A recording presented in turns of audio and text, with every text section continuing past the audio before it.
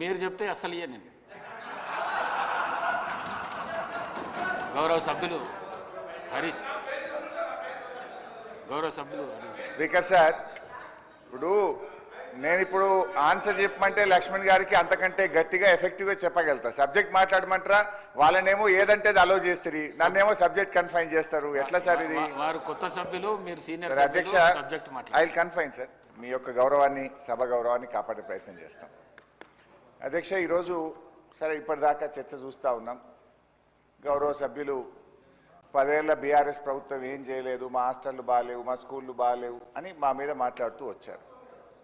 మరి ఈ రాష్ట్రాన్ని పరిపాలించింది 56 సంవత్సరాలు మీరే కదా. మీరంతా ఉద్ధరించి అద్దంలాగా తయారు చేసిస్తే మేమన్నా ఖరాబ్ చేసినామా? మీరంతా అద్దంలాగా తయారు చేసి ఉద్ధరించిస్తే మా 10 ఏళ్ళలో ఏమైనా ఖరాబ్ అయిందా?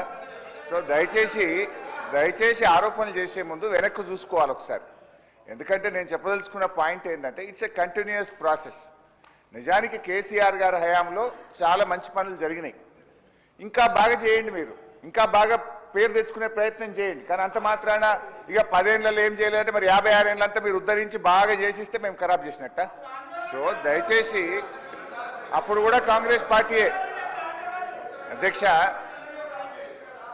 కొన్ని పాయింట్స్ చెప్తాను అధ్యక్ష.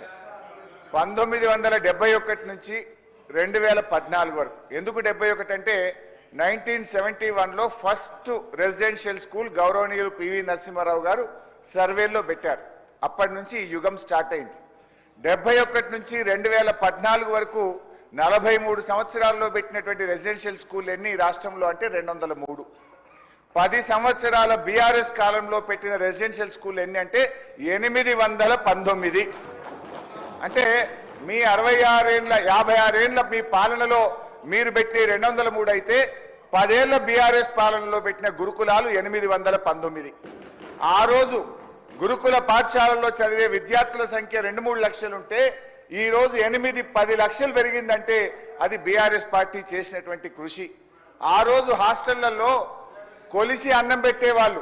దొడ్డు బియ్యంతో, నూకల బియ్యంతో ముద్ద అన్నము కొలిసి పిల్లలకు అన్నం పెడితే కేసీఆర్ గారు పిల్లలకు రేపటి భావి భారత పౌరులకు కొలిచి అన్నం పెడతారా అని చెప్పి సన్న బియ్యంతో, పాత బియ్యంతో కడుపు నిండి అన్నం పెట్టిన ఒకే ఒక్క రాష్ట్రం భారతదేశంలో తెలంగాణ రాష్ట్రం.